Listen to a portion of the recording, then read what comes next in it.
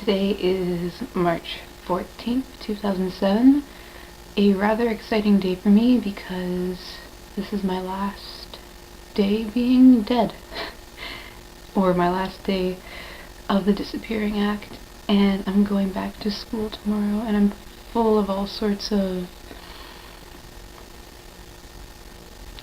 excitement and anxiety. And right now, as of 1:15 in the afternoon, I'm really looking forward to it because I've had a really great morning where we're discussing excuse me. Tomorrow our class discussion revolves around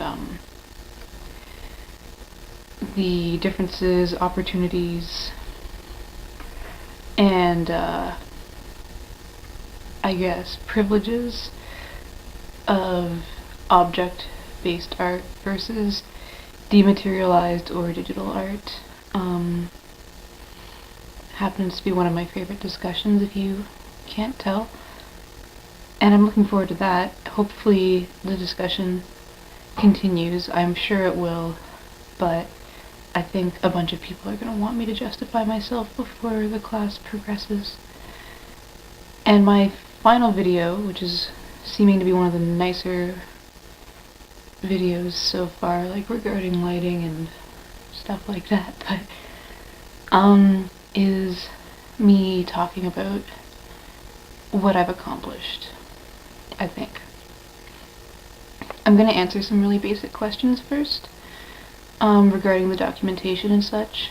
For instance, the YouTube channel and the name of the YouTube channel. Some Performance is the fake email address that I was using while I was away, with a fake name as well. Some.performance@gmail.com is how Danielle and Rachel and Ian Carr-Harris and June Peck were contacting me. That name came from a friend of mine who was talking to me about an Art Spiegelman talk he went to a few years ago in the city, and he wrote this to me in an email and said Spiegelman and the moderator were being allowed to smoke on stage, and they made it all look like Some Performance. But when he wrote Some Performance, for whatever reason he decided to put my name in between part of the word some and part of the word performance. So it was Some Laura Performa Paulini. The means of documenting this project is very much partly a self-surveillance type of thing to keep up with what I have been doing and what I have to do while I'm away. Not very high production values at all, obviously, but it is important to note that this is documentation and it's not the performance piece and it's not the artwork itself, but it's part of a public archive to know that this did in fact happen, which also, though, relies on a lot of trust from me, for instance, because rather than this being like reality television and you get to trace every single move I made, you have to kind of trust that the events that I'm recounting to you happened as such. And I do have, Danielle and Rachel, Brad from 64 Steps to reinforce some of these things.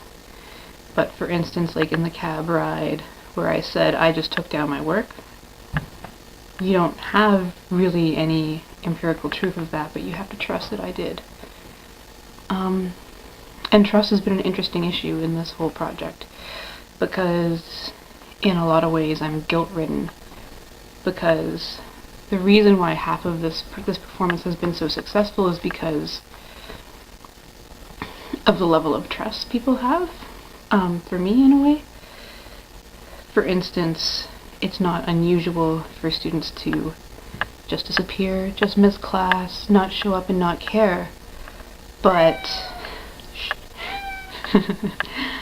but what makes this performance happen is because Laura does not do that. Laura does not miss class.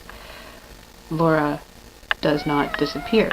And there have been other tropes, not tropes rather, but devices used to reinforce my apparent vanishing into thin air, like leaving my code at school, leaving almost all my work at school except for some projects.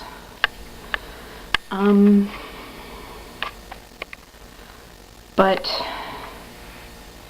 what else has worked out really well is, I think anyway, how people have been dealing with my disappearance.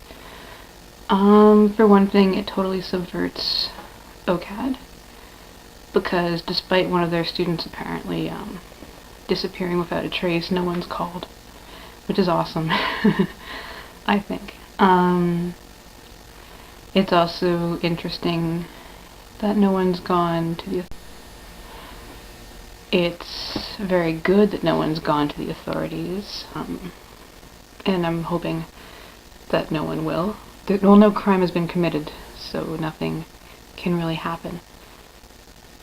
And I've only received like one legitimately like sad, concerned email saying, we don't know where, like, I don't know where you've gone and I really want you to contact me. One phone message was like that, and none of them were from people in my thesis class, which in a way really is good, because it sort of reinforces a lot of arguments dealing with the authority of the author and the death of the author, that my seemingly death, or my seeming death, me seemingly being dead, is okay, and people can see my work with whatever residue of authority it has, and from there on in move on. So again, this is not reality television, this is just documentation. And on YouTube, I think, is very interesting because people do video blogs like this. Half of them are true, half of them are fake. People have made a lot of money making fake video blogs. And it's subversive because it's public, but it's not entertaining. Excuse me, gotta deal with this.